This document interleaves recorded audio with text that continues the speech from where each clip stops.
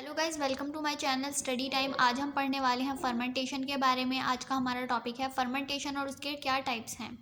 तो गाइज चलिए video start करते हैं बिना टाइम वेस्ट करे। सबसे पहले इसको देखते हैं फर्मेंटेशन होता क्या है। इस प्रोसेस में ग्लूकोज की इनकम्प्लीट ऑक्सीडेशन और रिडक्शन होती है।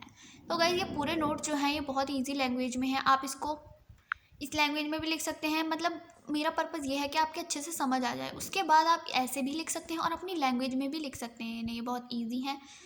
फर्मेंटेशन क्या होता है। इस प्रोसेस में ग्लूकोज की जो है इनकम्प्लीट ऑक्सीडेशन और रिडक्शन होती है। फर्मेंटेशन प्रोसेस जो होता है माइक्रोबायल एक्टिविटी या डेवलपमेंट ऑफ माइक्रो ऑर्गेनिज्म की वजह से होता है। तो ये जो है फाउंड करा था पेस्चर ने इन 1857। पेस्चर नाम के वैज्ञानिक हैं। उन्होंने 1857 में फर्मेंटेशन की खोज की थी। तो ये प्रोसेस है जिसमें ग्लूकोज की इनकम्प्लीट ऑक्सीडेशन और रिडक्शन होती है। और ये एक्टिविटी माइक्रोबायल एक्टिविटी और डेवलपमेंट ऑफ माइक्रो ऑर्गेनिज्म की वजह से होती है। आप देख सकते हैं गाइस, ग्लूकोज जो होता है वो पायरुविक एसिड में चेंज हो जाता है और ये प्रोसेस कहलाता है हमारा ग्लाइकोलाइसिस। अगर आपने ग्लाइकोलाइसिस का प्रोसेस पढ़ा हो तो उसमें आपको पता होगा ग्लूकोज से शुरू होकर लास्ट में पायरुविक एसिड जो है वो बनता है। तो उसके बाद क्या होता है गाइस, पायरुविक एसिड जब हमारा बन गया तो उसके बाद माइक्रो ऑर्गेनिज्म जो होते हैं सबके सेपरेट होते हैं। वो इसे एथेनॉल, लैक्टिक एसिड या फिर अदर ऑर्गेनिक एसिड्स में चेंज कर देते हैं। ये रहा, मैंने लिख भी रखा है। फर्मेंटेशन प्रोसेस की शुरुआत ग्लाइकोलाइसिस से होती है। ग्लाइकोलाइसिस जो है उसमें ग्लूकोज पायरुविक एसिड के 2 मॉलिक्यूल में ब्रेक हो जाता है। आगे की क्रिया जो है माइक्रो ऑर्गेनिज्म द्वारा होती है। उसके बाद गाइस यहाँ पर आते हैं 2 टाइप्स ऑफ कार्बोहाइड्रेट फर्मेंटेशन। पहला है हमारा एल्कोहलिक फर्मेंटेशन। तो इसमें क्या है, पायरुविक एसिड जो है वो माइक्रो ऑर्गेनिज्म द्वारा एक्टिविटी करते हैं जब वो उनके द्वारा एल्डिहाइड में बदल जाता है और CO2 जो है वो बाहर निकलती है। ठीक है, उसके बाद एल्डिहाइड जो है वो एथेनॉल में चेंज हो जाता है, रिड्यूस हो जाता है इनटू एथेनॉल। तो यहाँ पर ये लिख रखा है, इस तरीके से लिखना है। यह यीस्ट द्वारा किया जाता है। ये वाला फर्मेंटेशन जो है एल्कोहलिक, ये यीस्ट द्वारा किया जाता है।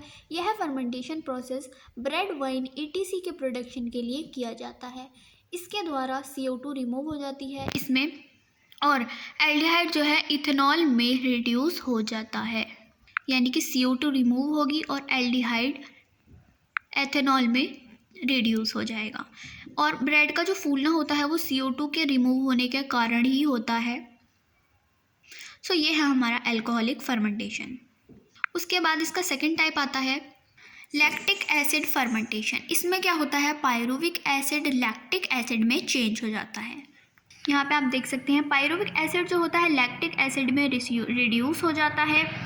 यह फर्मेंटेशन बैक्टीरिया द्वारा होता है। Example lactobacillus. लैक्टोबैसिल जो होते हैं वो इस फर्मेंटेशन को करते हैं। मतलब और भी होते हैं बट ये एग्जाम्पल के लिए हैं। तो ये जो होता है इस फर्मेंटेशन द्वारा दूध के द्वारा चीज़ या दही आदि प्राप्त होते हैं दूध से। यानी कि जब पायरुविक एसिड को लैक्टिक एसिड में चेंज करा जाता है लैक्टोबैसिलस या फिर और अदर ऑर्गेनिज्म के द्वारा, तो ये जो है दूध वगैरह को दही या चीज़ में बदल देते हैं। सो गाइज ये था हमारा लैक्टिक एसिड फर्मेंटेशन। आज का हमारा यही टॉपिक है कि फर्मेंटेशन क्या होता है और इसके हमने कार्बोहाइड्रेट फर्मेंटेशन के टाइप्स पढ़े, एल्कोहलिक फर्मेंटेशन और lactic acid fermentation. So guys यही था आज की वीडियो में। Thanks for watching. ऐसे ही ईजी लैंग्वेज में आपको नोट्स चाहिए तो हमारे चैनल को ज़रूर सब्सक्राइब कर लें। Thank you.